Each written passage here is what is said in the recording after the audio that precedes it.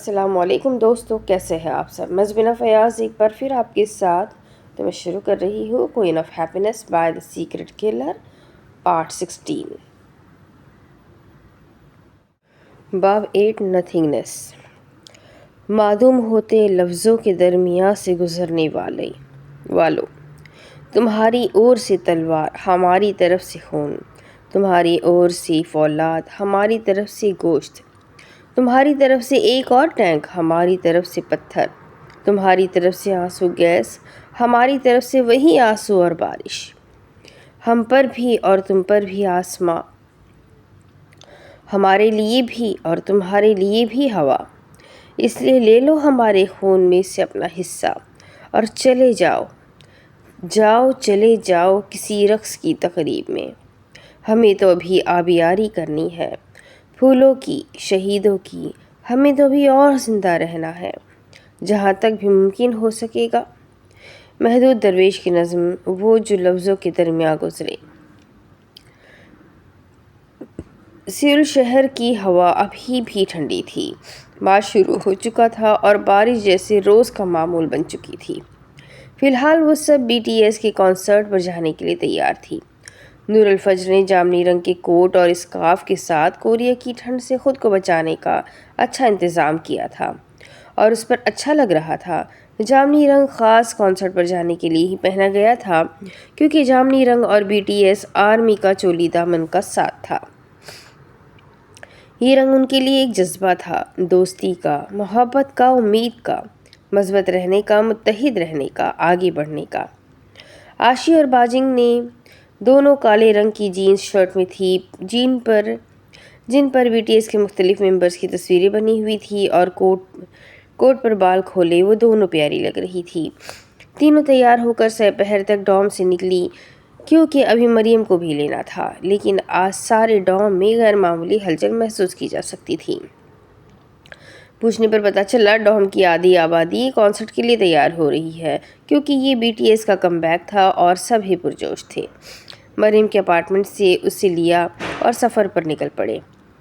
بس کے سفر کے بعد وہ شام 6 بجے متعلقہ اسٹیڈیم پہنچے اور وہاں رش دیکھ کر انہیں لگا شاید اندر جانے کا موقع نہ ملے۔ ہر عمر کے لوگ وہاں موجود، بس اندر جانے کی تگدو میں تھے۔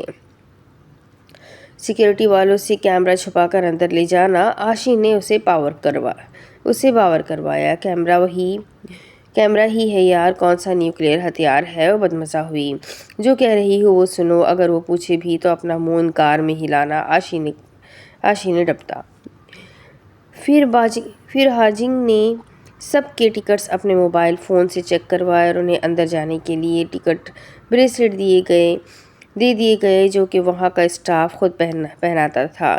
سلوگن فلیگ بھی دیے گئے جو کہ آرمی کلیپر کے طور پر استعمال کرتی تھی۔ نور کے فلیگ پر لو یور سیلف کورین میں درج تھا۔ کنسرٹ شروع ہونے سے پہلے واش روم سے ہو آتے ہیں، ہاجنگ نے کہا تو وہ سب واش روم کی طرف چلی گئی، لیکن وہاں پر رش پاکستان کے پبلک واش روم سے بھی زیادہ تھا۔ سنو، وہ لڑکوں کے واش روم خالی ہے، آشی نے دوسری طرف دیکھتے ہوئے ان سب سے کہا۔ نہیں آشی، آج کے دن کوئی غلط حرکت نہیں، میں نہیں چاہتی ہمیں کنسرٹ شروع ہونے سے پہلے ہی یہاں سے باہر نکال دیا جائے۔ نور نے اسے پیشگی وارن دی۔ چلو تو، وہ ہاجنگ کا ہاتھ پکڑتی مینس واش روم میں گھس گئی۔ مجبوراً نور اور مریم کو بھی وہاں جانا پڑا۔ ان کی دیکھا دیکھی اور بھی لڑکیاں وہاں آتی گئیں اور چند منٹوں بعد صورتحال یہ بن گئی کہ عورتوں مردوں دونوں حصوں پر خواتین کا ہی قبضہ تھا۔ بہرحال وہاں سے فارغ ہونے کے بعد اسٹیڈیم کے دوسرے فلور پر ان سب نے اپنی نشستیں سنبھال لیں۔ مریم صرف ان کے اصرار پر ساتھ آئی تھی ورنہ اسے کوئی شوق نہیں تھا۔ شام کے بعد آہستہ آہستہ اندھیرا ہونے لگا اور سارے میں مصنوعی روشنیاں جگمگانے لگیں۔ کنسرٹ شروع ہوا۔ ابتدائی پرفارمنس کے ساتھ ہی ان سب کا جوش دیدنی تھا۔ پورے کنسرٹ کے دوران وہ جھومتی رہی، ایک کے بعد ایک گانا چلتا رہا اور ان سب نے چیخ چیخ کر اپنے گلے بند کر دیے۔ कैमरा भी नूर ने साथ ही रखा हुआ था। आशी ने सही कहा था, वहाँ सिक्योरिटी बहुत ही सख्त थी, लेकिन क्या करती, पाकिस्तानी थी ना। जिस काम से रोका जाएगा वो किए बगैर आराम कैसे आता। खाने के शॉपर में कैमरा भी ले आई। सभी कॉन्सर्ट के दौरान गैर यकीनी सूरत हाल से दो चार थी कि BTS के कॉन्सर्ट में मौजूद है। नूर ने तो उमर और एनी को वीडियो कॉल भी की हुई थी कि उमर देख ले, इसकी बद्दुआ पूरी नहीं हुई थी। 3 घंटे तक ये सब चलता रहा और इस दौरान नूर ने महसूस किया कि मरियम इस सब से सख्त बेजार हो रही है, लेकिन वो सिर्फ मरियम के लिए BTS का कॉन्सर्ट नहीं छोड़ सकती थी। आर्मी के हाथों में मौजूद आर्मी बॉम्ब्स ने कुछ पलों के लिए सारे माहौल को जामनी किया था। उसी दिन फायर फेस्टिवल भी था, तो पूरे स्टेडियम में आतिशबाजी का भी मुजाहरा होता रहा। एक टिकट में 2 शोज के मज़े हो गए थे। एक के बाद एक गाना चलता रहा और वो K-पॉप बैंड्स परफॉर्मेंस देता रहा। वापसी पर आशी और हाजिंग तो उसी कैफियत में थी कि अभी तक कॉन्सर्ट में नाच रही है, लेकिन वो सारा रास्ता मरियम के साथ बहस करती रही, क्योंकि मरियम को वहाँ आना बिल्कुल पसंद नहीं आया था और नूर उसे कह रही थी कभी कभार ऐसे एंजॉय कर लेना चाहिए। मरियम के नज़दीक नूर अल फजर गलत ही थी, फिर भी वो BTS का पूरा दफा करती रही। फिर नूर ने खुद ही उस बहस को इतना तूल नहीं दिया कि मरियम उससे ज़्यादा इस्लामी है तो उसके इस तरह बहस करने पर वो नाराज़ हो सकती है, और साथ नूर अल फजर को ये भी मालूम था कि वो गलत है। इस्लाम में गाने सुनना हराम है, लेकिन वो उसी भीड़ का हिस्सा थी जहाँ कुछ हराम चीज़ों को हलाल तस्वुर किया जाता है। उसे हमेशा से वो लोग बुरे लगते थे जो एक्स्ट्रा इस्लामी बनने की कोशिश करते थे, लेकिन मरियम के लिए वो ऐसा महसूस नहीं करती थी। मरियम बहुत सादा और आम सी लड़की थी और नूर उसे पसंद करती थी। उससे बात करने से जैसे टेंशन ख़त्म हो जाती थी। वो जानती थी अपनी जगह पर मरियम बिल्कुल ठीक है, लेकिन वो खुद को नहीं रोक सकती थी। वापसी रात गए हुई थी। मरियम को छोड़कर डॉम पहुंचने के बाद एहसास हुआ कि दरवाज़ा बंद हो चुका था। देखते ही देखते वहाँ लड़कियों का रश लग गया था जो अभी कॉन्सर्ट से वापस आ रही थी। लड़कों के डॉम के बाहर ऐसी सूरत हाल बनी थी, लेकिन वो सब छत के रास्ते अपने डॉम में चले गए थे। असल मसला उन्हें हुआ था इस बारिश में बाहर खड़े होने का तो सवाल ही पैदा नहीं होता था। ये सूरत हाल नूर के लिए नई थी, इसलिए उसे लगा कि सारी रात बाहर ही गुजारनी पड़ेगी, लेकिन वो सब भी कहाँ पीछे बनने हटने वाली थी। कभी कभार तो ऐसा हो ही जाता है। उनकी बिल्डिंग के सामने वाला डॉम जो लड़कों का था, उन लड़कियों ने वहाँ से मदद मांगी और यहाँ शुरू हुआ कोरियन बहन भाईचारा। लड़कों के डॉम में आधी रात को चिरागा हो गया, स्पीकर वगैरह सेट किए गए और आधी रात को कोरियन म्यूजिक इस एरिया में गूंजने लगा और साथ में झूमते हुए लड़के लड़कियों के डॉम में भी अचानक रोशनियां वगैरह फैल गईं। जो डॉम में मौजूद थी सब ने अपनी खिड़कियां खोल दी और तमाम लड़कियां बंदरों की तरह उछलती कूदती उन खिड़कियों से अंदर जाने लगीं, जैसे किसी पाकिस्तानी शादी का खाना खुला हो या सेल लग गई हो। पहले मैं जाऊंगी, नहीं पहले मैं। अजीब अफरा तफरी सी फैल गई थी और लग रहा था ज़मीन हिल रही है। नूर अल फजर तो हैरत से सबको देख रही थी कि आशी ने उसे खींचा और अपने साथ एक लड़की की खुली खिड़की की तरफ लेकर चली आई। लेकिन ये क्या, अगले ही लम्हे म्यूज़िक बंद हुआ तो हुआ, साथ ही साथ खिड़की भी उनके मुंह पर बंद हो चुकी थी। अब चंद एक लड़कियां बाहर रह गई। नूर के मुंह से हैरत से निकला, लो जी अब रात बाहर गुजारो। आशी ने माथा पीट लिया। हाजिंग अंदर चली गई थी। क्यों मोहतरमा, ये ड्रामा सिर्फ 2 मिनट के लिए होता है, अब भागो यहाँ से, इससे पहले पुलिस आ जाए। अब पुलिस क्यों, वो हक्का बक्का थी, क्योंकि इंतज़ामिया ने यही कहा है जब कभी आपको इस एरिया में पुलिस की ज़रूरत पड़े तो ऊंची आवाज़ में म्यूज़िक चलाओ। है ऐसा भी होता है। अब हम कहाँ जाएंगे? चंगू मरियम के घर। नहीं यार, वो क्या सोचेगी? यही कि हम उसके घर रात रुकने आए हैं, डकैती करने नहीं। आशी माँ क्या सोचेगा? ऐसी जगहों पर नूर अल फजर को खुद मुख्तारी आड़े आ जाती थी। वो घर पर नहीं है नूरी, चलो टैक्सी करते हैं और चलते हैं।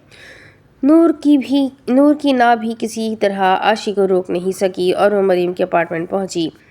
मरियम को सारी सूरत हाल पहले ही बता दी थी, इसलिए उनको देखते ही वो हंस पड़ी और फिर उन तीनों को ही हंसी का दौरा पड़ा। ایسی صورتحال اگر پاکستان میں ہوتی تو ہاسٹل والے سب سے پہلے ذمہ داران کو کال کر کے بچوں کے کارنامے بتاتے۔ بہرحال حقیقت یہ تھی کہ اس وقت وہ پاکستان میں نہیں تھی اور ایسی غیر متوقع صورتحال میں وہ ہنسنے کے علاوہ کچھ نہیں کر سکتی تھی۔ پھر کیسا دیا ڈوم والوں نے؟ مریم کی ہنسی تھم نہیں رہی تھی۔ مریم تمہاری پیکنگ کروانے آئے ہیں، عاشی نے منہ بگاڑ کر کہا تو نور نے بھی تائید کی۔ اسی دوران نور کا فون بجا۔ نمبر پاکستانی تھا، اس لیے اس نے کچھ سوچ کر کال اٹھا لی۔ اس کے وہم و گمان میں بھی نہیں تھا کہ اتنے سالوں بعد اسکول کی کوئی دوست اسے فون کر سکتی ہے۔ ان دونوں سے ضروری کال کا کہتی وہ سائٹ پر ہو گئی۔ دوسری طرف تالیہ تھی جو سلام دعا کے بعد سے اسے گالیاں دیتی جا رہی تھی۔ وہ حیران پریشان سے ان دونوں کو چھوڑ کر ٹیرس کی طرف چلی آئی۔ او بہن، اب بریک بھی لگا چکو۔ اگر میں نے نہیں یاد کیا تو تم لوگوں نے کون سا میری یاد میں بھوک ہڑتال کر لی ہوئی ہے؟ میں تو ابھی بھی حیران ہوں تم نے مجھے کال کیسے کر لی؟ باہر ٹھنڈ تھی۔ اس نے بایاں ہاتھ جیب میں ڈال لیا۔ بارش تھم چکی تھی۔ بہت ہی کوئی ذلیل عورت ہو تم نور الفجر، میرے فرشتوں کو بھی علم نہیں تھا کہ تم کوریا مری ہوئی ہو۔ وہ تو آج شادی کا کارڈ دینے تمہارے گھر گئی تو خود ہی شرمندہ ہو گئی جب تمہاری امی نے پوچھا کہ میرا ان کی لاڈلی سے کوئی رابطہ نہیں ہے۔ میں نے بتا دیا کہ آپ کی لاڈلی چھوٹے سے مذاق کے پیچھے ہم سب سے ناراض ہے۔ کس کی شادی ہے؟ اس نے باقی سب باتوں کا کوئی جواب نہیں دیا۔ میری۔ ارے واہ، کب ہے؟ وہ ریلنگ پر ہاتھ پھیرنے لگی۔ کئی دن پہلے وہ یہاں آیان کے ساتھ کھڑی ہوئی تھی۔ مارچ میں، تالیہ نے بتایا۔ وہ ڈھیلی پڑی۔ مئی جون تک پاکستان آنے کا پلان ہے۔ تمہارے گھر ضرور آؤں گی اور باقی سب کے گھر نہیں جاؤں گی، اس نے کسی ضدی بچے کی طرح کہا۔ کیوں؟ تم جانتی ہو پرانی باتیں بھول جاؤ نور، سب بھول تو گئی ہوں، پھر سب سے رابطہ کرو۔ اس کے ماتھے پر تیوری چڑھی۔ فار گاڈ سیک تالیہ، میں اپنی ان پرانی دوستوں کے بغیر بہت خوش ہوں۔ میں نہ یہاں سے کسی کو کال کروں گی اور نہ ہی پاکستان جانے کے بعد کسی کے گھر جاؤں گی، کیونکہ کسی کے گھر بن بلائے مہمان بن کر جانے سے میری شان میں کمی واقع ہوتی ہے جو کہ مجھے بالکل برداشت نہیں ہے۔ اور تمہاری یادداشت کے لیے بتا دیتی ہوں، جس کے لیے تم ری یونین کروانے کی کوشش کرنے لگی ہو تو یاد رکھو غلطی میری نہیں تھی اور نہ میں پہلے ناراض ہوئی ہوں۔ مزید یہ کہ جس کو تم مذاق کہہ رہی ہو میرے لیے گالی تھی، اور جانتی ہو نا اس سے میرے گھر میں کیا قیامت ٹوٹی تھی؟ میرے بابا کو ہارٹ اٹیک ہوا تھا تالیہ، میں اپنے باپ کو کھونے والی تھی۔ بھاڑ میں گئی باقی دوستیاں، میرے لیے صرف میرا باپ اہم ہے اور میں کسی پرانے دوست سے بات نہیں کرنا چاہتی۔ اگر تم رابطے میں رہنا چاہتی ہو تو مرضی ہے۔ وہ گہرا سانس لے کر رہ گئی۔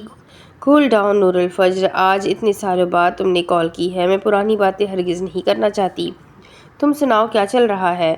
شادی کی تیاریاں چل رہی ہے یار، اور قسم سے سارا دن بازار کے چکر لگا لگا کر حالت بری ہو گئی، اس نے برے دل سے جواب دیا۔ نور الفجر وہی تھی، اپنی بات پر اڑ جانے والی ڈھیٹ۔ اگر اس نے کہہ دیا کہ وہ کسی سے بات نہیں کرے گی تو مرتی مر جائے گی، پر اپنی بات سے نہیں مکرے گی۔ کسی کزن یا دوست کو لے جایا کرو نا ساتھ، ہر کسی کا اپنا کام ہوتا ہے، اور کزنز کون سا میرے شہر میں ہوتی ہے، مارچ کے شروع میں آ جائیں گی سب۔ تم یہاں ہوتی تو مجھے تھوڑی مدد مل جاتی کہ باجی نور الفجر کم از کم مجھے شاپنگ کے لیے نہ نہیں کرتی۔ میڈم کی غلط فہمیاں چیک کرو۔ اور تمہاری ہاؤس جاب کیسی جا رہی ہے؟ اس نے جان بوجھ کر موضوع تبدیل کیا۔ بہت بزی، تالیہ نے بتایا۔ وہ دونوں کئی گھنٹوں تک باتیں کرتی رہی۔ پاکستان میں تو رات کے 11 ہو رہے تھے لیکن کوریا میں صبح کے 3 ہو رہے تھے۔ عاشی اور مریم نہ جانے کب جا کر سو بھی گئی تھی، کیونکہ نور الفجر کو اگر گھر سے کال آ جایا کرتی تو وہ دن رات نہیں دیکھتی تھی۔ یہ تو پھر دوست کی کال تھی۔ اس نے صبح یونیورسٹی جلدی جانا تھا لیکن وہ تالیہ کو خود خدا حافظ نہیں کہہ سکتی تھی، کیونکہ اسے کافی عرصے بعد اسکول کی کسی دوست نے فون کیا تھا اور اسے اچھا لگا تھا۔ تالیہ خود ہی سب کے متعلق بتاتی رہی کہ کون کیا کر رہا ہے، اور وہ غیر دلچسپی سے سنتی رہی کیونکہ اسے کسی دوسرے کی زندگی سے اب فرق نہیں پڑتا تھا۔ تالیہ سے بات کر کے وہ اندر جانے لگی تو ایسا لگا فریز ہو گئی ہے، جلدی سے اندر بھاگی، نہ جانے وقت کیا ہو رہا تھا۔ مریم جاگ رہی تھی یا سو کر جاگ گئی تھی اور نور کو گلاس ڈور بند کرتا دیکھ کر ادھر آ گئی۔ تم سوئی نہیں تھی؟ مریم نے حیرت سے پوچھا۔ پاکستان سے ایک فرینڈ کی کال تھی، ٹائم کا پتہ ہی نہیں چلا۔ گلاس ڈور بند کرتے اس نے شانے اچکائے اور پھر پردہ آگے کر دیا۔ تم ساری رات باہر کھڑی کال پر بات کرتی رہی؟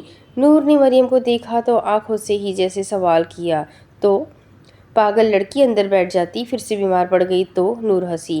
لگتا ہے آج کی نیند میرے نصیب میں نہیں، نماز پڑھ کر کچھ اور دیر آرام کروں گی، پھر واپس ڈوم جاؤں گی، وہاں سے ہاسپٹل، پھر فارمیسی، اور آ جا کر رات 10 بجے سونے کا ٹائم ملے گا۔ ویسے کنسرٹ مزے کا تھا نا؟ لاپرواہی سے وہ اپنے آج کے دن کا شیڈول بتانے کے بعد اس نے پچھلی رات کے بارے میں پوچھا۔ اس نے کوٹ اتار کر صوفے پر رکھ دیا اور ٹانگیں اوپر کر کے صوفے پر بیٹھ کر کنسرٹ پر بنائی گئی تصویریں دیکھنے لگی۔ مجھے تو نہیں مزہ آیا۔ مریم نے ریموٹ سے ہیٹر آن کر دیا اور اس کے پاس آ کر بیٹھ گئی۔ کیوں؟ ہم مسلمان ہیں نور، اور گانے سن کر ہمیں سکون کیوں ملے گا؟ میں نے سکون کی بات کی بھی نہیں، صرف انجوائمنٹ کی بات کی ہے، کیونکہ عمران خان کہتا ہے سکون صرف قبر میں ہے۔ اس نے بات کو مزاح کا رنگ دینا چاہا۔ کیا تم گانے سننا چھوڑ سکتی ہو؟ نور نے فون سے نگاہ اٹھا کر مریم کو دیکھا، جیسے اس نے پوچھا ہو کیا تم سانس لینا چھوڑ سکتی ہو؟ دھیرے سے فون اس نے سائیڈ پر رکھ دیا، کیونکہ مریم سنجیدہ تھی۔ میرے لیے ناممکن ہے، مجھے ان سے موٹیویشن ملتی ہے، اور یہاں پر تو ہرگز نہیں چھوڑ سکتی، کیونکہ ہر سڑک پر ان کے پوسٹرز آویزاں ہے، ہر مال کے اسکرینز پر یہی سب چل رہا ہوتا ہے، ہر سڑک پر ہانگڈے پرفارمنس ہو رہی ہوتی ہے، جنہیں دیکھنے اور سراہنے کے لیے ہم لوگ رک جایا کرتے ہیں۔ ایسے میں خود کو روکنا بالکل نئی دنیا کی باتیں ہیں۔ یہ سوال اس نے کوریا آتے ہوئے خود سے بھی کیا تھا، کیا وہ کے پاپ کو چھوڑ سکتی ہے؟ لیکن تب بھی جواب نہ میں تھا، اور اب بھی۔ موٹیویشن کے لیے قرآن موجود ہوتا ہے نور، گانے نہیں، مریم نے قطعی انداز میں کہا۔ مریم تم مجھے مشکل میں ڈال رہی ہو یار، میں ایسا نہیں کر سکتی، تم مجھے فضول کے گلٹ میں ڈالنا چاہ رہی ہو۔ دیکھو میں نے گانے چھوڑ دیے ہیں، صرف کے پاپ کو سنتی ہوں کیونکہ یہ موٹیویشن ہوتے ہیں۔ یہ کیا ملی نغمے گاتے ہیں کہ باقی گانے چھوڑ دیے اور انہیں نہیں چھوڑا، اور کیسی موٹیویشن ملتی ہے ان سے؟ خفگی سے بولی۔ اف مریم دیکھو، مجھے پتا ہے میں اچھی مسلمان نہیں ہوں، اور اس دنیا میں اکیلی میں مسلمان تو نہیں ہوں جو گانے سنتی ہے، میرے لیے فی الحال تم ہی اہم ہو۔ یہ بات نور بھی جانتی تھی، لیکن وہ خود پر زبردستی کیسے کرتی؟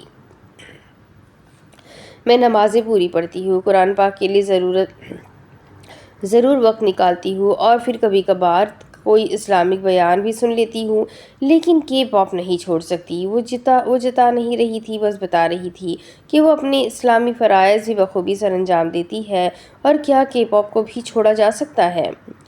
تمہارے خیال میں یہ سب کافی ہے؟ قرآن کے ساتھ رشتہ رکھنے کے باوجود یہ گانے تمہیں اپنی طرف کیسے کھینچ لیتے ہیں نور؟ کبھی سوچا ہے ایسا کیوں ہے؟ تم دنیا کو اور اللہ کو ایک ہی مقام پر کیوں رکھتی ہو؟ اللہ کا حق تو زیادہ ہوتا ہے۔ پھر تمہیں کیسے لگا کہ نمازیں اور قرآن کو دن میں تھوڑا سا وقت دینے سے تمہارا اس دنیا میں آنے کا مقصد مکمل ہو گیا ہے؟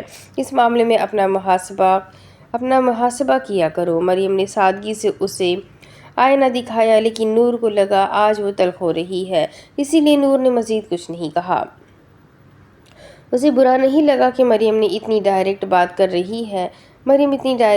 رہی ہے، پر وہ ایسا سننا نہیں چاہتی تھی۔ مریم کے علاوہ کوئی اسے نصیحت کر رہا ہوتا، وہ یقیناً اسے بھی مفت کی تبلیغ کرنے کا طعنہ دے کر انسنا کر کے آگے بڑھ جاتی، کیونکہ وہ تو منہ توڑنے پر آ جاتی تھی اگر کوئی اس کی ذاتی زندگی پر ایسے کمنٹ کرے۔ لیکن وہ مریم تھی، اس کی بات سے اختلاف کیا جا سکتا تھا، پر اعتراض نہیں کیا جا سکتا۔ چلو نماز پڑھتے ہیں، پھر دیکھتے ہیں گانوں سے کیسے بچا جائے۔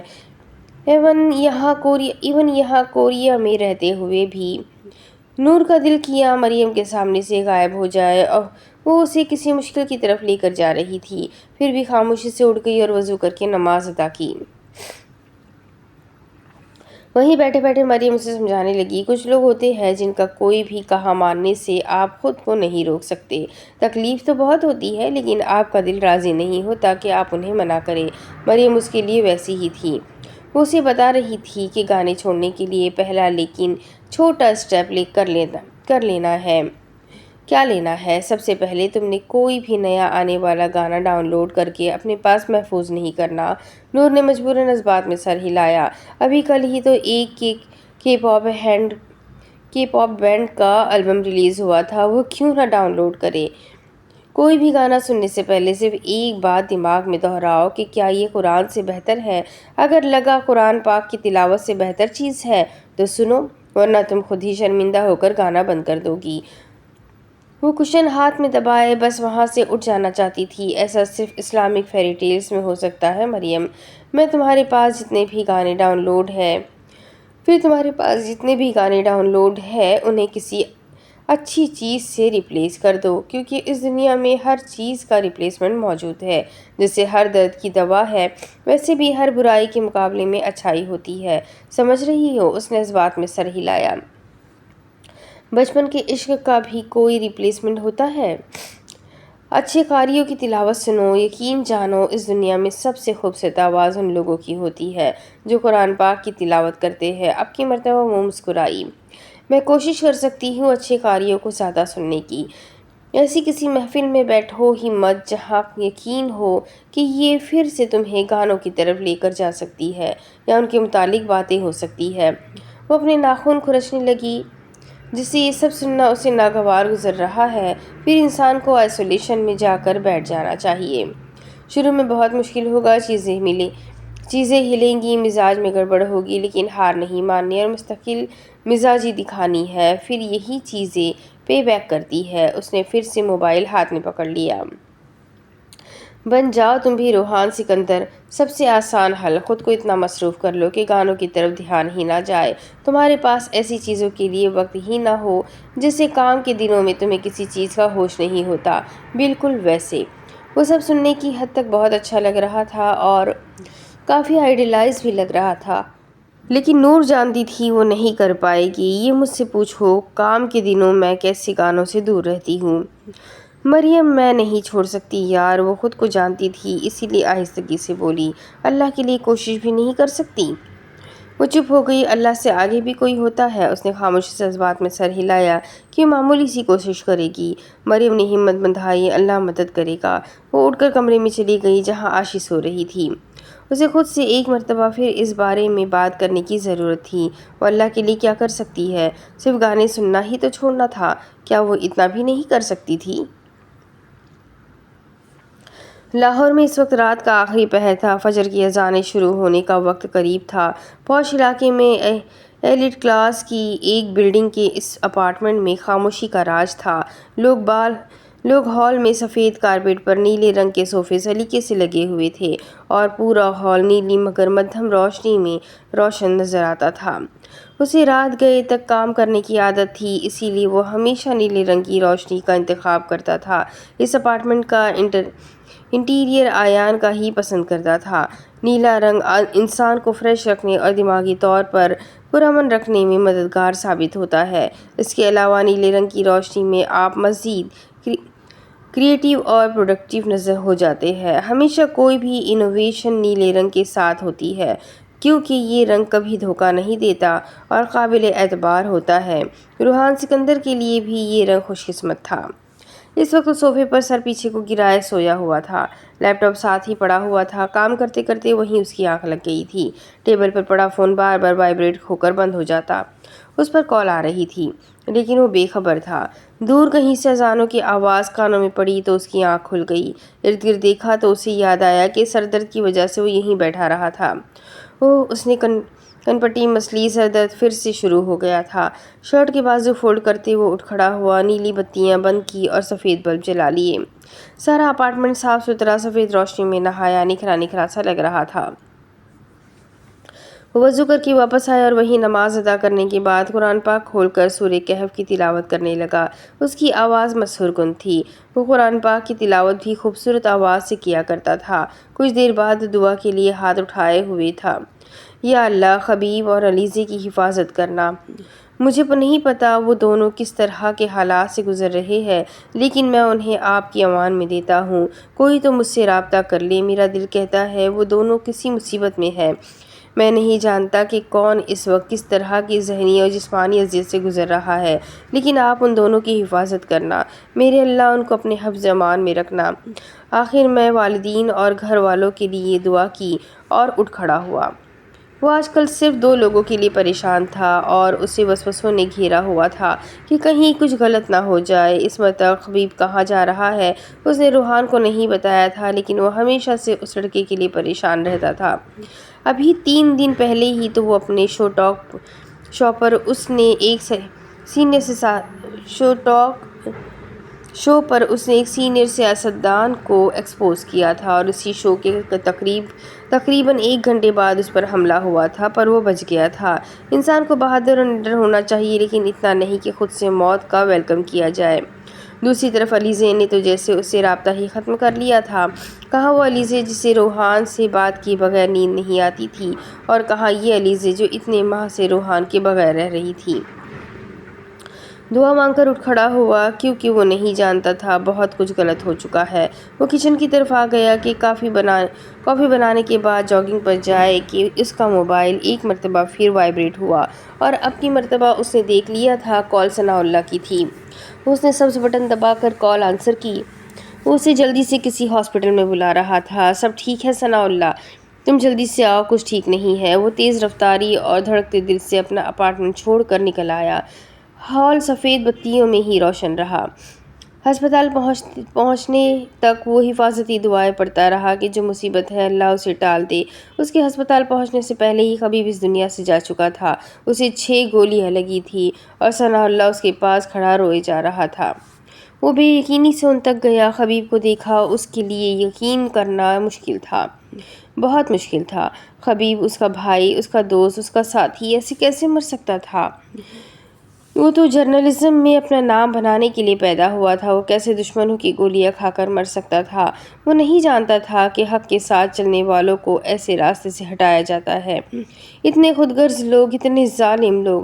اس کا دل پھٹنے کے قریب تھا، ایسے لگا کہ زندگی میں بہت بڑا نقصان کر بیٹھا ہو۔ خبیب کے ہاتھ چومتے ہوئے وہ آنسو بہائے جا رہا تھا۔ اللہ کی امان میں میرے بھائی، اللہ کی امان میں، شکستہ خور سے لہجے میں وہ کہہ رہا تھا۔ خبیب کے بھائی بھی وہاں پہنچ گئے اور ان کی حالت ایسے تھی کاٹو تو بدن میں لہو نہیں۔ رحمان دیوانہ وار بھائی بھائی کرتے خبیب کو جھنجھوڑ رہا تھا، لیکن اس نے اٹھنا تھا نہ ہی وہ اٹھا۔ روحان نے رحمان کو خود سے لگا کر تسلی دی، لیکن وہ بھائی بھائی کرتا رہا۔ چند ہی منٹوں میں یہ خبر پورے پاکستان میں پھیل گئی۔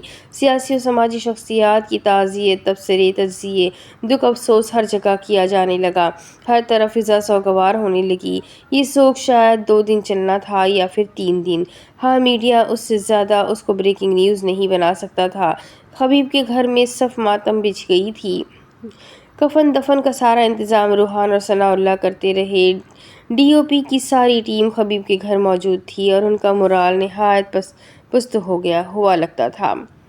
روحان باہر لان میں کھڑا تھا جب رحمان نفرت لیے انداز میں اس تک آیا اور اسے دھکا دیا۔ وہ لڑکھڑا کر پیچھے ہوا اور حیرت سے اسے دیکھا۔ سبھی ہکا بکا تھے۔ میں آپ کو جان سے مار دوں گا، میرے بھائی کی قاتل آپ ہے، آپ نے مارا ہے میرے بھائی کو، میں 1 سیکنڈ بھی آپ کو زندہ نہیں رہنے دوں گا۔ میرے بھائی نے آپ کا ساتھ ہم سے زیادہ دیا، اس کے لیے پہلے روحان پھر رحمان اور باقی بھائی آتے تھے۔ آپ نے کیا کیا؟ اس کی پیٹھ پر چھرا گھونپا؟ کیوں کیا؟ میرے بھائی کے ساتھ ایسا نفرت ہے مجھے آپ سے روحان بھائی، آپ کو اپنے بھائی کا قتل معاف نہیں کروں گا، میں قتل کے بدلے قتل کروں گا۔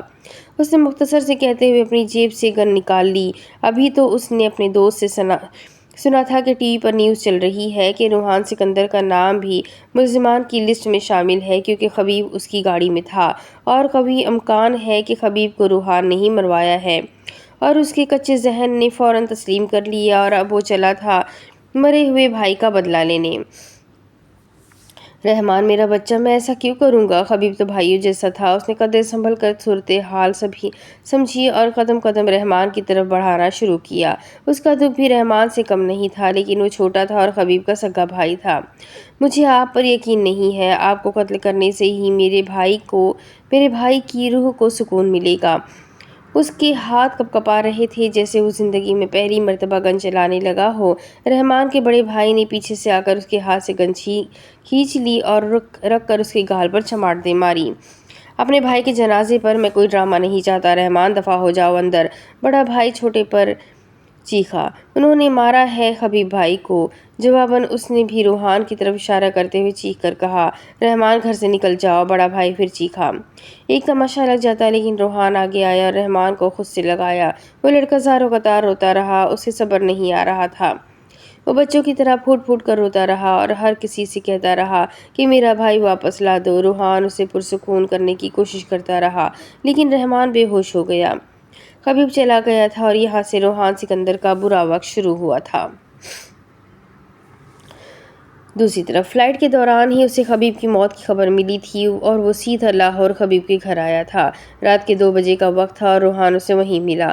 وہ ایان کے گلے لگ کر کافی دیر تک روتا رہا۔ اس کی آنکھیں سرخ ہو رہی تھی، ایان کا دل بھی بھر آیا۔ وہ حبیب کے بھائیوں سے بھی ملا، سب ہی سوگوار تھے۔ ثناء اللہ سے بات کرتے ہوئے اسے معلوم ہوا کہ رحمان نے غلط فہمی کی وجہ سے روحان پر گن بھی تانی تھی۔ اسے یہ معاملہ سنگین لگنے لگا تھا کیونکہ جس نے بھی حبیب کو مارا ہے وہ روحان کو بھی نقصان پہنچانے کی کوشش کر سکتا ہے۔ ایان کے اولین کاموں میں ڈی او پی کے لوگوں کو سیکیورٹی مہیا کرنا بھی شامل ہو چکا تھا۔ کم از کم وہ روحان کو ایسے کرائسس میں اکیلا نہیں چھوڑ سکتا تھا۔ علیزے کے ساتھ اس کا رابطہ نہیں ہوا تو اس نے NYP نیو یارک پولیس سے مدد لے کر وہاں کا معاملہ دیکھ لیا۔ علیزے اب ٹھیک تھی اور اپنے والد کے ساتھ پاکستان آ رہی تھی۔ فی الوقت اسے اسلام آباد جانا تھا کیونکہ صبح ایئر فورس کے اعلیٰ عہدیداران کے ساتھ میٹنگ میں شامل ہونا تھا۔ وہ اپنے کام کی وجہ سے رک نہیں سکتا تھا ورنہ روحان اور اس کے دوستوں کو اس حالت میں ہرگز نہ چھوڑ کر جاتا۔ ماک اور مریم بھی اس کے ساتھ آئے تھے اور وہ انہیں ڈرائیور کے ساتھ مریم کے والد کے گھر بھیج چکا تھا کیونکہ ان کا گھر بھی اب لاہور میں تھا۔ اسے سب کا سوچنا پڑتا تھا ورنہ وہ زندہ کیسے رہتا۔ تبریز اور احمر کو بھی لاہور پہنچنے کا کہا تھا کہ روحان کے ساتھ کوئی تو رہتا۔ اسلام آباد میں جو سب سے زیادہ اس کی آمد کا منتظر تھا وہ عنایا تھی۔ وہ رات کے اس وقت بھی ہیڈ کوارٹر میں اسے مارچ کرتی نظر آئی۔ کیسے ہو پارٹنر، روحان کیسا ہے؟ مجھے اس کے دوست کے لیے بہت افسوس ہوا۔ وہ اس تک آئی اور گلے لگ کر افسوس کیا۔ الگ ہوتے ہوئے ایان نے اس بات میں سر ہلا کر جیسے کہہ دیا ہو وہ کسی بارے میں جواب نہیں دینا چاہتا۔ اتنے لمبے سفر کے بعد اتنی بری خبر اور پھر مزید کام، وہ بہت الجھا ہوا تھا۔ اسے یقیناً گھر جانے کا وقت بھی مشکل سے ملنا تھا۔ وہ نہیں جانتا تھا کہ پاکستان میں اس کی آمد اس کے لیے کتنے دکھ لے کر آنے والی تھی۔ سفر کیسا رہا؟ وہ اب ساتھ چلتے ہوئے اس سے پوچھ رہی تھی۔ ٹھیک تھا، میں نے تمہیں بہت مس کیا۔ وہ حیران نہیں ہوا۔ جب پہلی مرتبہ پاکستان چھوڑا تھا تو سب سے زیادہ اداس عنایا ہی تھی۔ اب واپس آیا ہے تو خوش بھی شاید وہ تھی۔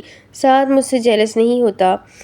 اس نے ایسے ہی پوچھا کیونکہ عنایا کے لیے اس کے شوہر سے پہلے بھی اس کا دوست ایان تھا۔ وہ ہلکا سا ہنسی، تم بھائی ہو ایان، سگا تو نہیں ہوں، کیا فرق پڑتا ہے؟ وہ بس مسکرایا۔ کوریا میں رہ کر مزید ہینڈسم ہوتے جا رہے ہو؟ ایان نے کوئی جواب نہیں دیا۔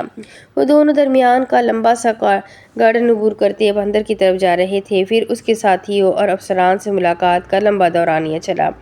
صبح کے 5 ہو گئے تو وہ اپنے پرانے کمرے میں چلا آیا جو کسی دوسرے اسکواڈرن لیڈر کے زیر استعمال تھا اور وہ چھٹیوں پر تھا۔ پھر بھی وہیں فریش ہو کر نماز ادا کی اور 7 بجے تک ناشتے کے لیے باقی سب کے پاس آ گیا۔ اس والی دنیا میں فی الحال سب ٹھیک تھا۔ پھر بھی وہ کل ہونے والے حبیب قتل کیس کے بارے میں بات کر رہے تھے۔ وہ فوجی تھے، ہر خبر پر نظر رکھتے تھے۔ ہو نہ ہو حبیب کو کسی اندر کے بندے نے مروایا ہے، ایک افسر نے رائے دی۔ وہ خاموشی سے جا کر اپنی سیٹ پر بیٹھ گیا۔ یہ 25 اسکواڈرن تھا جس کا ایان حصہ تھا۔ ان کا نام نائٹ اسٹرائک ایگل تھا، جو دن کو تو کام کرتے تھے لیکن اہم کام رات کو مشنز کرنے والا تھا۔ وہ اپنے زیادہ تر آپریشن رات کو کیا کرتے تھے اور یہ اس اسکواڈرن کی خصوصیت تھی۔ حبیب اور اس کا باس کیا نام ہے؟ روحان۔ ہاں سنا ہے، وہ بھی ملزمان میں شامل ہے۔ ویسے تو بڑے سگے بنے گھومتے تھے، اب نہ جانے کیا بات ہوئی کہ قتل ہی کروا دیا۔ اس دن مسٹر حبیب اکیلا تھا، ورنہ سنا ہوا ہے وہ جہاں ہو جاتا ہے باس کے بغیر نہیں جاتا۔ جس نے بھی یہ کہا تھا شاید وہ نہیں جانتا تھا کہ روحان کا بھائی وہاں موجود ہے اور وہ اس بات پر اس کا منہ توڑ سکتا ہے، لیکن ایان وہ الصبر سمح بنا بیٹھا تھا۔ وہ خاموشی سے ناشتے پر جھکا رہا۔ کئی لوگوں نے اس کی طرف دیکھا اور اس کی خاموشی کا مطلب ہاں میں لیا کہ واقعی روحان سکندر نے ہی اپنے جرنلسٹ کو مروایا ہے۔ تو کیا واقعی وہ کیوں مروائے گا اپنے ہی بندے کو؟ اتنا اچھا انسان تو ہے۔ اگلی رائے دی گئی۔ جانتے ہو ان سیاستدانوں کی اولادوں کو پیسے کا خمار اور پھر کئی مرتبہ پرانی دشمنیاں بڑے پیار سے ڈستے ہیں۔ شہرت حاصل کرنے کے لیے ایک کمپنی بنا لی اور خود کو ساتویں آسمان پر سمجھنے لگے۔ کیا ہی بات ہے ایسے لوگوں کی، تم لوگ جو بھی کہو، اس قتل کے پیچھے روحان سکندر کا ہاتھ ضرور ہے۔ سیاستدان کی اولاد، اف، یہ سننا آیان کے لیے بہت مشکل تھا۔ کاش ڈیڈ آپ صرف بزنس مین ہوتے۔ بی اے جینٹلمین یار، اس شخص کی ایک کریڈیبلٹی ہے، وہ اسے ہرگز داؤ پر نہیں لگائے گا۔ ضرور کوئی اسے پھنسا رہا ہے۔ بہت اچھا انسان ہے۔ کوئی آیان کا حمایتی بولا۔ روحان سکندر بھی کوئی دودھ کا دھلا ہوا شخص نہیں ہے۔ ہو سکتا ہے جیسا وہ سوشل میڈیا پر بنتا ہو ویسا ذاتی زندگی میں نہ ہو۔ ہر کسی کی زندگی میں ایک ڈارک سائیڈ ہوتی ہے۔ نہیں یار، وہ قتل و فساد والا انسان لگتا ہی نہیں۔ اور اپنے آیان کو ہی دیکھ لو، یہ ایسا لگتا ہے کیا؟ تو اس کا بھائی بھی ایسا نہیں ہوگا۔ جلد یا بدیر حقائق تو کھل ہی جائے گی، تب تک انتظار کرتے ہیں۔ میز پر خاموشی چھا گئی، محسوس کی جانے والی خاموشی۔ سب کی نظریں آیان کی طرف تھی۔ چند لمحے لگے سب کو یہ تسلیم کرنے میں کہ وہ اپنے اسکواڈرن لیڈر کے سامنے اس کے بھائی کو قاتل کہہ رہے تھے، بلکہ اس کی عزت کی دھجیاں بکھیر رہے تھے۔ کیری آن، اس نے شانے اچکاتے ہوئے انہیں شہد دی۔ مزید بولو اور بولو۔ تو کیا ہوگا اگر ہمارے انٹرنیشنل شہرت یافتہ اسکواڈرن لیڈر کا بھائی قاتل نکلا؟ آیان نے سر اٹھا کر کہنے والے کو دیکھا تو اس کی آنکھوں میں سرد مہری تھی اور سامنے والے کی آنکھوں میں حقارت تھی، یا شاید حسد تھا۔ وہ مٹھیاں بھیجتا ضبط کر گیا۔ میرا بھائی قاتل نکل بھی آئے تو میری سروس متاثر نہیں ہوگی۔ تمہاری فکر مندی کا شکریہ۔ اس نے خود کو کول ہی رکھا۔ یار کیا کہہ رہے ہو؟ ایک افسر نے بھی کہنے والے کو آنکھیں دکھائی۔ ٹھیک ہی کہہ رہا ہوں۔ آج کل کون کسی کی گارنٹی دے سکتا ہے؟ بھائی یہ جانتا ہوگا کہ اس کے بھائی نے قتل کیا ہے تبھی خاموش ہے۔ ایکسکیوز می، وہ کہتا وہ اٹھ کھڑا ہوا اور وہاں سے ہٹ گیا۔ کوئی بعید نہیں تھی وہ وہاں بکواس کرنے والے کو پیٹنا شروع کر دیتا۔ بے شک تم دونوں کا رینک ایک سا ہے، لیکن یاد رکھو تم سے پہلے یہاں آیا ہے اور آرمی کو بہت سرو کر چکا ہے۔ دوبارہ اس کی ذاتی زندگی کے بارے میں بکواس مت کرنا، کہیں تمہارا منہ ہی نہ توڑ دے۔ مجھ سے پنگا لے گا تو خود ہی گھر جائے گا۔ قاتل کا بھائی، تنفر سے کہا گیا۔ آیان کی رگیں تن گئی۔ وہ ایسا لگا کہ اس کے ہاتھ شدت سے کسی کو مارنا چاہ رہے ہیں کہ اندر کا غصہ باہر نکل آئے۔ بات سنو، ایک کیڈٹ کو روک کر اس نے کہا۔ جی سر۔ تمہارے بائیں طرف کی سیدھ میں نیلی اینک والے افسر کا کیا نام ہے؟ وہ سنجیدگی سے اسے دیکھ کر پوچھ رہا تھا۔ جی میں بتاتا ہوں۔ اس کیڈٹ نے غیر محسوس انداز میں اس ٹیبل کی طرف دیکھا جہاں سے آیان اٹھ کر آیا تھا اور پھر کہا، اسکواڈرن لیڈر جاسم۔ اس نے اس بات میں سر ہلایا۔ تم جا سکتے ہو۔ پھر وہ خود ہی وہاں سے چلا آیا۔ اس نے احمد اور تبریز کو کال کر کے سارا معاملہ بتایا اور پھر کسی اچھے وکیل کو ہائر کرنے کا کہا۔ وہ روحان کو کرائسس میں اکیلا نہیں چھوڑ سکتا تھا۔ روحان قاتل نہیں تھا۔ اسے تو صرف باتوں سے کھیلنا آتا ہے اور لفظوں سے مارنا آتا تھا۔ قتل و غارت اور خون ریزی سے اس کا دور دور تک کوئی واسطہ نہیں تھا۔ وہ کسی کو بھی روحان کی کریڈیبلٹی کو خطرے میں نہیں ڈالنے دے گا۔ وہ روحان کی نیک نامی کی ہر قیمت پر حفاظت کرے گا۔ دوسری طرف کوریا میں موسم بہار کی خوشبو چاروں طرف پھیلی ہوئی تھی۔ رنگ برنگے پھول، جن میں چیری بلاسم، ریپسڈ فلاور، توریا کے پھول، پلم بلاسم، سفید اور گلابی پتیوں والے پھول، جامنی رنگ کے ازالیا، سن لیو، پیلے رنگ کے چھوٹے چھوٹے پھول جو اکثر گھروں کے اندر بھی رکھے جاتے ہیں۔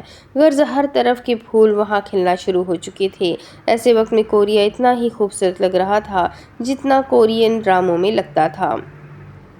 ہر کوئی درخت کو ہلا کر پھولوں کے گرنے کا منظر کیمروں میں قید کرتا نظر آتا یا کوئی وہاں بیٹھ کر اپنا وقت گزارتا۔ پارک، اسکول، یونیورسٹی، ہر جگہ یہی سب چل رہا تھا اور یہ سب وہاں رہ کر خود محسوس کرنا نہایت دلچسپ تجربہ تھا۔ کئی خاص مقامات پر رش بڑھ جاتا اور رات میں وہاں رونق ہوتی۔ ایس این یو میں بھی فائنل پیپرز کا دور چل رہا تھا اور ہر کوئی پڑھائی میں مصروف تھا۔ امتحانات کا یہ وقت ایسا تھا جس میں پتہ چلتا تھا کہ وہ جگہ واقعی تعلیمی درسگاہ ہے، ورنہ پورا سال وہاں موج مستی ہوتی رہتی تھی۔ उस दिन का मौसम भी खुशगवार था। बारिश हो जाने का कभी इम्कान था। शाम के 6 बजे का वक्त था जब वो SNU की मेन बिल्डिंग से बाहर निकल रही थी। उसने सफ़ेद रंग का घुटनों तक आता फ्रॉक पहना हुआ था और साथ सर पर सफ़ेद हिजाब। जीन्स और जॉगर्स भी सफ़ेद थे और आजकल वो कोरियन स्टूडेंट्स की तरह मास्क भी पहन कर आती थी। सुर्ख मास्क उस पर अच्छा लग रहा था। मुख्तलिफ रंगों के मास्क पहनना कोरिया में बहुत आम बात थी और ये वहाँ का फैशन भी था। मेकअप वगैरह पर वो कॉम्प्रोमाइज़ किया ही नहीं करती थी, इसलिए हल्का सा मेकअप भी किया हुआ था। आहिस्ता आहिस्ता बारिश के कतरे टपकने लगे। उसने सर उठाकर आसमान की जानिब देखा और पूरे दिल से मुस्कुराई। वो अगले माह पाकिस्तान जा रही थी और उसकी खुशी का ठिकाना नहीं था। आहिस्ता आहिस्ता वो फुटपाथ पर चलने लगी। बारिश तेज़ नहीं थी और वो एंजॉय कर सकती थी। यूनिवर्सिटी रोड तक आते आते शाम के 7 हो चुके थे और अभी उसने 2 घंटे एक सर्जन के साथ गुजारने थे। उसे उम्मीद थी कि वो वक्त पर पहुंच जाएगी, क्योंकि उसे बेवकूफ़ स्टूडेंट्स की तरह क्लास में लेट आने का शौक़ नहीं था। ये यूनिवर्सिटी शुरू होने के बाद से मौजज़ा हुआ था, वरना क्लासेस बंक करना उसका पसंदीदा मशगला था। उसे न जाने क्यों एहसास हुआ जैसे कोई उसके पीछे आ रहा है। उसने गर्दन मोड़ कर देखा तो हलक तक कड़वा हो गया। फारिग बिजनेसमैन हर दूसरे दिन वहां आ टपकता था। वो अब तेज तेज चलने लगी क्योंकि आशी बस स्टेशन पर उसका इंतज़ार कर रही थी। वो मार्केट से कुछ लेने गई थी, इसलिए अब इसीलिए अब नूर का इंतज़ार कर रही थी। Hello miss red and white, वो भी उसके साथ चलने लगा। वो जवाब दिए बगैर तेज़ तेज़ चलती रही। इडियट, और बड़बड़ा कर रह गई। हैरत है, हमें तो जवाब भी नहीं देती और किसी के हाथों में हाथ डाल कर घूमा जाता है। तुम शुरू से इतने बेवजह तकल्लुफ़ हो या सिर्फ मुझसे गालियाँ सुनने का शौक़ है? इग्नोर करने का फ़ायदा नहीं था। उसने जो कहना था कहे बगैर तो जाना नहीं था। और ये खिंचा खिंचा रवैया सिर्फ मेरे साथ क्यों है? बाकियों के साथ तो हंसा जा रहा होता है। तुम्हारा मसला क्या है? आयान सिकंदर। व्हाट? आयान ने कौन सी तकलीफ़ दी है तुम्हें मुझसे दूर कर रहा है? नूर को उसकी तकलीफ़ का अंदाज़ा हुआ तो बहुत ज़ोर का हंसी। सीरियसली इतनी सी बात पर डर गए हो? वो सिर नफ़ी में हिलाते हंसती जा रही थी। पाकिस्तान चलो, हम शादी कर लेते हैं। वो संजीदा नज़र आता था। तुम आज कान खोलकर सुन लो शहरयार हसन, अगर आइंदा मेरे पास ये मुतालबा लेकर आए तो तुम्हारे लिए अच्छा नहीं होगा। मैं अपने बाप को ज़बान देकर आई हूँ, उनकी मर्ज़ी से शादी करूँगी तो बेहतर है इस वक्त का इंतज़ार करो और ये रोज़ रोज़ नाकाम आशिकों की तरह मेरा रास्ता रोकना छोड़ दो। इंतहाई चीप हरकत है। ये कोरिया में इसके साथ तीसरी मुलाकात थी और उसे बिल्कुल पसंद नहीं थी। तुम भी आज पहली और आखिरी मर्तबा सुन लो। कुछ भी गलत कहने से पहले ये बात दिमाग में बिठा लो कि हमारा मुस्तकबिल इकट्ठा लिखा जा चुका है। तुमने अगर अपने बाप को ज़बान दी है तो तुम्हारे बाप ने मुझे भी ज़बान दी है और हम मर्दों में ये बात तय है कि नूरुल फज्र मेरी अमानत है और यहाँ रहकर तुम मेरी अमानत में ख़यानत कर रही हो। तुम्हें कब से गलतफहमियाँ रहने लगी कि नूरुल फज्र का इंतखाब तुम होंगे? वो तंज़िया हंसी और आगे चल पड़ी क्योंकि बस के आने का टाइम हो रहा था। वो फजूल बहस में पढ़कर अपना वक्त ज़ाया नहीं कर सकती थी। जाहिर है पहला इंतखाब तो आयान सिकंदर ही होगा। अपनी ज़बान को लगाम दो और दोबारा ऐसा कहने की जुर्रत मत करना। वो शेरनी की तरह फनकारी आयान सुन लेता तो वो शर्म से डूब जाती। वाह वाह, मासूम बनने की एक्टिंग अच्छी कर लेती हो नूरुल फज्र। वैसे खुले आम पब्लिक प्लेस में उसके साथ घूमो और हमारे सामने मानने से इनकार करो। वाह वाह, वो भी मजाक उड़ाने वाले अंदाज में बोला। नूर को फ़र्क नहीं पड़ा। वो तो घर वालों को नॉमसन टावर का सैर का बता चुकी थी, लेकिन इस मर्तबा भी ये बात नहीं बताई कि वो ज़्यादातर आयान के साथ ही थी। अच्छा, ये चेहरे से मास्क तो हटाओ, तुम्हारा नकाब मुझे तंग कर रहा है। इतने दिनों बाद देखने का मौका मिला है नूर तो उसके ख़यालात सुनकर दंग रह गई थी। वो उससे क्या समझ रहा था? शहरयार हसन लगता है आज तक किसी लड़की ने तुम्हारी औकात याद नहीं दिलाई, लेकिन मैं नूरुल फज्र हूँ। मेरे सामने आना छोड़ दो, उसने लब भींच कर कहा। वो सड़क पर टर्न लेकर मुड़ी तो सामने ही आशी नजर आई। वो बस के आने का वक्त था और यूनिवर्सिटी के काफ़ी स्टूडेंट्स वहाँ मौजूद थे। तुम्हारा होने वाला शौहर कैसे बर्दाश्त करे कि तुम दूसरे मर्दों के साथ हाथों में हाथ डाले घूमती रहो? वो भी मुस्कुराकर बोला। नूर की बर्दाश्त जवाब दे चुकी थी। ہونے والا شوہر واٹ، تم کیا پلان کر کے بیٹھے ہو شہریار؟ اس نے تعصب سے سر جھٹکا۔ آج تم کان کھول کر سن لو، میں تم سے شادی نہیں کروں گی، اب جاؤ جو کرنا ہے کر لو۔ نور نے سینے کے گرد دونوں ہاتھ باندھ کر گردن اکڑا کر کہا۔ وہ دور کھڑی عاشی ان دونوں کی گفتگو سے غافل فون میں مگن تھی۔ میں کیا کر سکتا ہوں؟ رکو ایک منٹ۔ اس نے اپنی جیب سے فون برآمد کیا۔ ویسے تو تمہارے بھائی نے بھی وعدہ کیا ہوا ہے کہ اپنی اس آوارہ بہن کی شادی مجھ سے کروائے گا، بیچارہ دوست ہے نا میرا، بس ذرا بے وقوف ہے اور مجھ پر یقین بھی کرتا ہے۔ نور کے ماتھے کی رگیں تن گئی، ہاتھوں کی مٹھیاں بھیج لی، دل تو کر رہا تھا اس کا چہرہ نوچ لے۔ اس کی ہمت کیسے ہوئی عمیر کے بارے میں اس طرح بات کرنے کی؟ میں اسے یہ تصویریں جا کر دکھاؤں گا۔ نور نے اس کے فون کی اسکرین پر چلنے والی ویڈیو کو دیکھا۔ سر پر جیسے مینا برساتا آسمان آ کر گرا تھا۔ وہ اس کی اور ایان کی سیول ٹاور کی تصویریں تھیں۔ بیکن ماؤنٹس کے پاس بیٹھے ایان اور نور، پالگا جیونگ کے باہر کھڑے نور اور ایان، تصویر بناتے ہوئے ہنستے ہوئے ایان اور نور، انسائڈ سیول میں ہاتھ پکڑے کھڑے نور اور ایان، ڈائننگ پلیس پر ساتھ کھانا کھاتے ایان اور نور۔ پہلی نظر سے دیکھنے پر وہ اکیلے ہی نظر آ رہے تھے کیونکہ تمام تصویریں صرف انہیں دونوں پر فوکسڈ تھیں۔ میں تم سے شادی نہیں کروں گی کمینے انسان، تم انتہا کے گھٹیا سوچ رکھنے والے انسان ہو، وہ چلائی تھی اور قریب سے چلتے لوگوں نے مڑ کر انہیں دیکھا تھا۔ اس کو غصہ چڑھا تھا اور پھر غصے میں وہ کچھ بھی بولتی تھی۔ ایسا تو کبھی کچھ نہیں تھا اس کے اور ایان کے درمیان جیسا وہ دکھانے کی کوشش کر رہا تھا۔ زبان سنبھال کر بات کرو ورنہ کھینچ لوں گا، بے ایمان عورت۔ نور کی آنکھیں پھٹی کی پھٹی رہ گئی اور ہاتھ اٹھتے رہ گیا۔ ارد گرد دیکھا اور ایک قدم اس کے قریب ہوئی۔ گہرا سانس لے کر خود کو کنٹرول کرنے کا درس دیا ورنہ دماغ کی نسیں پھڑک رہی تھی۔ دیکھو شہریار، ہم ایک غیر ملک میں ہیں اور میں یہاں کوئی تماشا نہیں چاہتی، میں صرف پڑھنے آئی ہوں اور پڑھنا چاہتی ہوں۔ شادی کے سارے معاملات پاکستان چل کر دیکھ لیں گے۔ اس نے جب اسٹوڈنٹس کو خود کو گھورتے پایا تو تحمل سے بولی، مجھے فرق نہیں پڑتا کہ ہم کہاں ہیں، تمہارے تماشے میں بخوبی دیکھ رہا ہوں، باز آ جاؤ ورنہ اچھا نہیں ہوگا۔ کون سے تماشے؟ ایان صرف میرا دوست ہے، میرا منہ مت کھلواؤ۔ وہ تنقیدی نگاہوں سے اسے دیکھ رہا تھا۔ کھولو اپنا منہ میں دیکھوں تو ذرا، اس میں کتنا خناس بھرا ہوا ہے۔ وہ نفرت سے پھنکاری۔ آج کل ایان سکندر کے ساتھ ڈیٹنگ کر رہی ہو نا؟ وہ جلانے والے انداز میں بولا۔ نور کو نہ جانے کیا ہوا، صرف ایک لمحہ لگا تھا اور اس نے شہریار کے چہرے پر تھپڑ دے مارا۔ فضا میں اوہ کی آواز کے ساتھ ہی یکدم خاموشی چھا گئی۔ مینا برسنا بھی ایک پل کے لیے جیسے تھم سا گیا۔ کئی نگاہیں ان کی طرف اٹھی، شوق سے، حیرت سے، دلچسپی سے، تجسس سے۔ بس بہت بکواس کر لی تم نے، آئندہ یہ تھپڑ مت بھولنا۔ اس کی سخت چٹانوں سی سخت آواز وہاں گونجی۔ اس نے شہریار حسن کو اتنے لوگوں کے سامنے تھپڑ دیا تھا۔ نور الفجر کی برداشت سے باہر تھا کہ کوئی اس کے کردار پر سڑکوں میں کھڑا فتوے لگاتا پھرے۔ اب اس سے فرق نہیں پڑتا تھا کہ وہ تصویریں جا کر اس کے باپ بھائیوں کو دکھا کر اس کی ذات سے بے اختیار کر سکتا ہے یا نہیں۔ تھپڑ کی گونج اتنی تھی کہ بس کا انتظار کرتی عاشی اور اس کے ساتھ موجود دیگر اسٹوڈنٹس نے اتنے دور سے وہاں دیکھا تھا۔ شوق سے، حیرت سے، بے یقینی سے، دلچسپی سے، آگے کیا ہونا تھا، سب مزید دیکھنا چاہتے تھے۔ یہ کورین اسکول، کالج اور یونیورسٹی کے طلباء کو ایسی چیزیں بہت مزہ دیتی تھیں۔ گوسپس کرنے کا موقع ملتا تھا اور اسے آگے پھیلانے کا تو اپنا ہی مزہ ہوتا ہے۔ سب کے موبائل فون کے کیمرے مکمل کھل گئے، سب انہیں دلچسپ نظروں سے دیکھ رہے تھے۔ ایسے نظارے بہت کم دیکھنے کو ملتے تھے اور مسلم گرلز میں تو بہت نایاب۔ یو بچ، تمہاری ہمت کیسے ہوئی مجھ پر ہاتھ اٹھانے کی؟ شہریار چیخا۔ اس کا بس نہیں چل رہا تھا، نہ جانے کیا کر دے جیسے تمہاری ہمت ہوئی مجھ پر الزام لگانے کی۔ اس نے ہنوز سخت لہجے میں جواب دیا۔ عاشی بھی بھاگتے ہوئے ادھر تک پہنچی۔ تم اس کی بہت بھاری قیمت چکانے والی ہو، تمہاری اس پاک بازی کا پول تو میں کھولوں گا، باپ بھائیوں سے نظر ملانے کے قابل نہیں چھوڑوں گا۔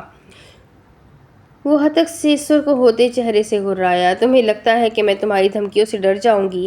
جاؤ، جس مرضی کو چیخ چیخ کر بتا دو۔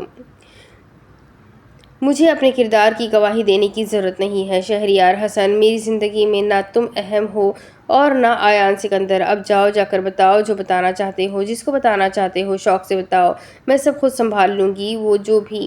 وہ بھی جواباً چیخ کر بولی۔ نور کیا کر رہی ہو؟ سب لوگ دیکھ رہے ہیں، چلو یہاں سے۔ عاشی اس کے کڑے تیور دیکھ کر اس کے قریب آ کر سختی سے بولی۔ وہ تو شکر تھا کہ دونوں کے چہرے ڈھکے ہوئے تھے اور کوئی انہیں پہچان نہیں سکتا تھا۔ تمہیں اپنی کردار کی گواہی دینی پڑے گی نور الفجر، اور تمہاری وجہ سے اقبال عالم کا سر بھی جھکے گا۔ بہت ناز ہے نا، یقین کرتا ہے تمہارا باپ تم پر۔ اب دیکھو کیسے اعتماد توڑتا ہوں اور تمہارا غرور سب کے سامنے توڑوں گا۔ مکار عورت! اس کو لگا دماغ کی نسیں پھٹ جائے گی۔ میں تو ڈر گئی۔ شہریار پلیز ایسا کچھ مت کرنا، میں تمہارے آگے ہاتھ جوڑتی ہوں، وہ مذاق اڑانے والے انداز میں کہتے اس کے سامنے ڈٹ کر کھڑی آرام سے بولی۔ نور چلو یار، سب ویڈیو بنا رہے ہیں۔ عاشی نے اسے اپنے ساتھ کھینچنا چاہا۔ I don't care about what you do۔ اس کا انداز مستحکم تھا، اتنا مستحکم کہ اگر وہ مزید ایک غلط لفظ بولتا اور نور اس کا قتل کرنے میں دیر نہ لگاتی۔ اتنے ہی لوگوں کے سامنے تم مجھ سے معافی مانگو گی نور الفجر اقبال عالم۔ وہ اس کے قریب ہو کر اس کے کندھوں کو جھنجھوڑ کر بولا۔ نور نے دونوں ہاتھوں کو زور سے اسے پیچھے کر کے ایک اور تھپڑ دے مارا۔ عاشی شوق سے دونوں ہاتھ منہ پر رکھے شہریار کو دیکھنے لگی۔ تم! وہ حد سے زیادہ مشتعل ہو چکا تھا اور اس نے نور کو مارنے کے لیے ہاتھ اٹھایا۔ عاشی بروقت ہوش میں آئی اور نور کو خود کے پیچھے کر لیا۔ تم اتنے گھٹیا ہو مسٹر شہریار، اگر مجھے پہلے ملتے تو یہ 2 تھپڑ تمہیں مجھ سے پڑتے۔ اب دفعہ ہو جاؤ یہاں سے اور اپنا مزید مذاق نہ بنواؤ۔ میں کراٹے میں بلیک بیلٹ ہوں اور سامنے والے بندے کے منہ اور ناک سے خون آسانی سے نکال سکتی ہوں۔ کہتے ہوئے عاشی نے نور کو اپنے ساتھ گھسیٹا اور رش سے دور لے کر جانے لگی۔ اف نور، میں کیا بکواس کر رہی تھی کہ اسٹوڈنٹس ویڈیو بنا رہے ہیں، اب وہ مر جانے اپلوڈ بھی کر دیں گے، کل تک پوری یونیورسٹی میں شہرت پا چکی ہوگی۔ عاشی غصے سے کہہ رہی تھی۔ کیپشن دینا مسلم گرلز پاور۔ وہ ایک ویڈیو بناتے لڑکے کی طرف دیکھتے ہوئے اونچی آواز میں دائیں ہاتھ کا وی بناتے ہوئے بولی تو لوگ ہنسنے لگے۔ بہت جلد تمہیں یونیورسٹی کی طرف سے لیونگ سرٹیفکیٹ مل جائے گا، عاشی افسوس سے ماتھا پیٹتے ہوئے بولی۔ دیٹ واز سیلف ڈیفینس باس۔ وہ مزے سے بولی جیسے اسے فرق نہ پڑا ہو، لیکن وہ اندر سے نہایت خوفزدہ ہو چکی تھی۔ اللہ کرے مل ہی جائے تمہیں لیونگ سرٹیفکیٹ۔ تم کراٹے میں بلیک بیلٹ کب بنی؟ نور نے موضوع ہی تبدیل کر دیا۔ 2 منٹ پہلے، اب عاشی نے بے نیازی سے کہتے ہوئے دونوں ہاتھوں کو کراس کر کے چہرے کے آگے کیا۔ اگر وہ سچ میں لڑنے کے لیے تیار ہو جاتا تو؟ نور نے تعصب سے سر جھٹکا اور اس کی کمر پر ایک دھپ لگائی۔ تو ہم 2 تھی، اس کا بھرکس نہ نکال دیتی تو بات کرتی، وہ فخر سے کہہ رہی تھی۔ کہہ تو ٹھیک رہی ہو۔ وہ دونوں اب بس میں سوار ہو چکی تھیں۔ شو ٹائم ختم ہو چکا تھا، اب آگے کیا کرنا ہے اس بارے میں سوچنا تھا۔ نور کے ذہن میں وہ تصویریں گھومی تو جھرجھری لے کر رہ گئی۔ اف آیان کو پتہ چلے گا تو وہ کیا سوچے گا، اور اب شہریار پاکستان میں کیا ہنگامہ کرنے والا تھا، یہ تو آنے والا وقت بتانے والا تھا۔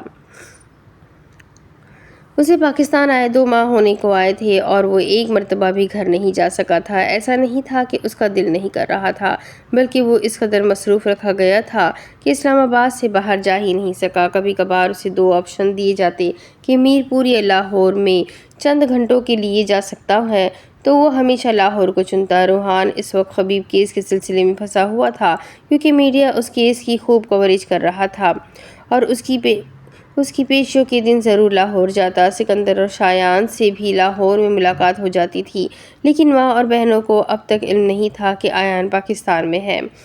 اس وقت بھی وہ ایئر مارشل اور ونگ کمانڈرز کے ساتھ میٹنگ میں تھا جب اس کا فون وائبریٹ ہوا۔ کوئن آف ہیپینس کے آگے سرخ دل والا ایموجی تھا۔ اس کے دل کو کچھ ہوا، ایک دل کیا سب چھوڑ کر ماں سے مل کر آئے، لیکن اس نے سائیڈ سے فون بند کر دیا اور بریفنگ دیتے افسر کی جانب متوجہ ہو گیا۔ پھر کئی مرتبہ کالز آئی اور وہ آنکھیں بند کیے رہا۔ آیان جا کر کال آنسر کرو، ایئر مارشل نے سنجیدگی سے کہہ کر رخ دوسرے افسر کی طرف موڑ لیا۔ وہ خاموشی سے اٹھ کر باہر آیا۔ بج کر اب بند ہو گیا تھا۔ اس میں کال بیک کرنے کی ہمت نہیں تھی، لیکن پھر بھی اس نے کال کی اور فون اب کہیں اور انگیج تھا۔ اس نے انتظار کیا اور اگلے لمحے اسے روحان کی کال آئی۔ اس نے بھی جلدی سے کال آنسر کی۔ آیان، موم کا ایکسیڈنٹ ہوا ہے، سی ایم ایچ پہنچو۔ وہ اپنی جگہ سے ہل نہیں سکا۔ کیسے؟ کہاں؟ موم کیسی ہے؟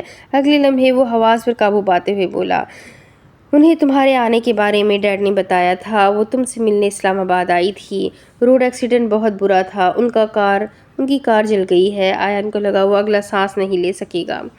وہ واپس میٹنگ روم میں گیا اور لڑکھڑاتے قدموں سے چلتا ہوا ایئر مارشل تک پہنچا اور انہیں بتا کر وہاں سے باہر آ گیا۔ وہ کسی پروسیس کے مکمل ہونے کا انتظار نہیں کر سکتا تھا۔ وہ وہاں سے نکلتا چلا گیا۔ اسے اپنی ماں کے پاس پہنچنا تھا۔ نہیں مام، آپ ایسا نہیں کر سکتی، مجھے چھوڑ کر نہیں جا سکتی، پلیز اللہ، مام کو کچھ نہ ہو، پلیز اللہ۔ عنایت سے گاڑی کا کہہ کر وہ بھاگتے ہوئے پارکنگ میں پہنچا۔ آنٹی ٹھیک ہو جائے گی۔ اس کی آنکھوں کا سیال بہنے لگا۔ انہیں روکنے کی کوشش بھی نہیں کی گئی۔ میں ساتھ چلوں؟ عنایت نے پوچھا۔ مام کے لیے دعا کرنا، وہ کہہ کر ڈرائیونگ سیٹ سنبھال چکا تھا۔ گاڑی کو سڑک پر ڈالتے ہوئے وہ نڈھال لگ رہا تھا اور وہ اب دوبارہ کسی کو کال نہیں کر سکتا تھا کہ کوئی بری خبر اس کی منتظر نہ ہو۔ وہ جس حد تک تیز ڈرائیو کر سکتا تھا کر رہا تھا۔ وہ کب سی ایم ایچ پہنچا پتہ نہیں چلا۔ آرمی کے یونیفارم میں ہونے کی وجہ سے اسے کسی قسم کی سخت سوالات کا سامنا نہیں کرنا پڑا تھا، ورنہ وہاں صرف VIP پیشنٹس کو دیکھا جاتا تھا۔ ریسیپشن پر کھڑی لڑکی سے حدیقہ بیگم کے بارے میں پوچھنے لگا۔ وہ آیان کو حیران کن نظر سے دیکھتی رہی، جیسے کسی چیز کی تصدیق چاہ کر رہی ہو۔ محترمہ، مجھے گھورنے کا شوق پورا ہو گیا ہو تو میرے سوال کا جواب دو، غصے سے بولی۔ جی۔ وہ جیسے نیند سے جاگی تھی۔ آپ مہربانی کر کے روم نمبر بتائیں، وہ غصہ ضبط کر کے بولا۔ اس لڑکی نے خفت مٹانے کے لیے اس کی روم تک رہنمائی کی۔ اس لڑکی کی غلطی نہیں تھی، وہ آیان اور روحان کی ایک سی شکلوں میں کنفیوز ہو گئی تھی۔ مزید کچھ کہے بنا وہ کوریڈور سے بھاگتا ہوا بائیں طرف مڑ گیا۔ وہاں اسے شایان، روحان اور طلحہ کھڑے نظر آئے۔ وہ جلدی سے چلتا ان تک پہنچا۔ السلام علیکم مام، کیسی ہے؟ وعلیکم السلام بھائی، آنٹی ابھی ICU میں ہے، طلحہ نے بتایا۔ مام ٹھیک ہو جائیں گی؟ شایان نے اس کے کندھے پر ہاتھ رکھ کر اسے حوصلہ دیا۔ وہ ہمیشہ سے ثابت رہنے والا شخص تھا، لیکن ان سب کا چہرہ کچھ اور ہی بتا رہا تھا۔ وہ جلد سے جلد اپنی ماں کے بارے میں جاننا چاہتا تھا۔ میں مام کو دیکھنا چاہتا ہوں، پلیز شایان بھائی۔ وہ کچھ سن ہی نہیں رہا تھا۔ میں ڈاکٹر سے بات کرتا ہوں۔ شایان اس کا کندھا تھپتھپاتے ہوئے وہاں سے چلا گیا۔ روحان نے سنجیدگی سے اسے دیکھا اور وہ رو رہا تھا، لیکن روحان سنجیدہ تھا۔ دل کر رہا تھا آیان کو رکھ کر ایک لگائے۔ کیا ہو جاتا اگر ایک مرتبہ میرپور کا چکر لگا آتا؟ ڈیڈ کہاں ہے؟ وہ طلحہ سے پوچھ رہا تھا۔ سکندر انکل کچھ دیر پہلے ہی واپس گئے ہیں۔ وہ ٹھیک ہے؟ اس نے افسردگی سے پوچھا۔ ہاں وہ ٹھیک ہے، ہم نے گھر بھیجا ہے۔ طلحہ کو شایان کی کال آئی تو وہ بھی وہاں سے ہٹ گیا۔ وہ بے چینی سے جا کر بینچ پر بیٹھ گیا۔ گلٹی فیل کر رہے ہو؟ روحان نے پوچھا۔ میں ڈر گیا ہوں روحان، مام کو بتا دیا ہوتا یاد ہی نہیں رہا۔ وہ جیسے اپنے جرم کا اعتراف کر رہا تھا۔ مام ٹھیک ہو جائے گی، اس مرتبہ کوئی تباہی نہیں آئے گی۔ روحان نے اس کے کندھے پر ہاتھ رکھ کر حوصلہ دیا۔ وہ آنکھیں بند کر کے رو دیا۔ روحان بھی اس کے ساتھ وہیں بیٹھ گیا اور اس کے ہاتھوں کو نرمی سے پکڑا۔ پٹ یور سیلف ٹوگیدر، خود کو مضبوط کرو، آیان روتا نہیں ہے۔ روحان نے مسکرانے کی کوشش کی۔ آیان ہی ہر مصیبت کو ساتھ لاتا ہے، مان لو حقیقت۔ وہ روحان کے گلے لگ گیا اور پھوٹ پھوٹ کر رو دیا۔ اس کی کل زندگی صرف ماں کے لیے تھی۔ اگر اس کی ماں کو کچھ ہو گیا تو وہ کیسے رہے گا؟ کیوں رہے گا؟ لیکن سب سے زیادہ تکلیف وہی تو دیتا تھا اپنی ماں کو۔ ہر آزمائش اللہ تعالیٰ کی طرف سے ہوتی ہے میرے بھائی، ایسے میں ناشکر کلمات کہہ کر اللہ کو ناراض نہیں کرتے۔ صبر و نماز کے ساتھ اللہ سے مدد مانگتے رہو۔ روحان اسے سمجھاتا رہا، حوصلہ دیتا رہا۔ اس کوریڈور میں وہ دونوں بیٹھے روتے رہے۔ کتنے لمحے سرکتے گئے کچھ معلوم نہیں تھا، لیکن وقت ان کے لیے آہستگی سے چلنے لگا۔ ان دونوں کو ہی فیملی کے پیار کی بہت ضرورت تھی۔ دونوں ہی فیملی سے دور رہتے تھے۔ کچھ فاصلے پر کھڑا شایان ان دونوں کو سن رہا تھا۔ دل میں ان دونوں کی عزت مزید بڑھ گئی تھی۔ وہ کیا ہوا کرتے تھے اور کیا بن گئے تھے۔ اب اس کے آگے کی کہانی میں آپ کو اگلی قسط میں سناتی ہوں کہ آگے کیا ہوگا۔ یہ جاننے کے لیے میرے ساتھ بنے رہیں۔ اگلی قسط میں پھر ملیں گے، تب تک کے لیے چینل کو سبسکرائب کر لیں، بیل آئیکن کو ضرور دبا دیں۔ ویڈیو پسند آ رہی ہے تو اسے لائک ضرور کریں اور اپنے کانٹیکٹس میں شیئر ضرور کریں، اور کمنٹ کر کے مجھے ضرور بتائیں کہ آپ کو یہ کہانی کیسی لگ رہی ہے۔ تو ملتے ہیں اگلی ویڈیو میں، تب تک کے لیے اپنا خوب سارا خیال رکھیں، مجھے بھی دعا میں یاد رکھیں۔ اللہ حافظ۔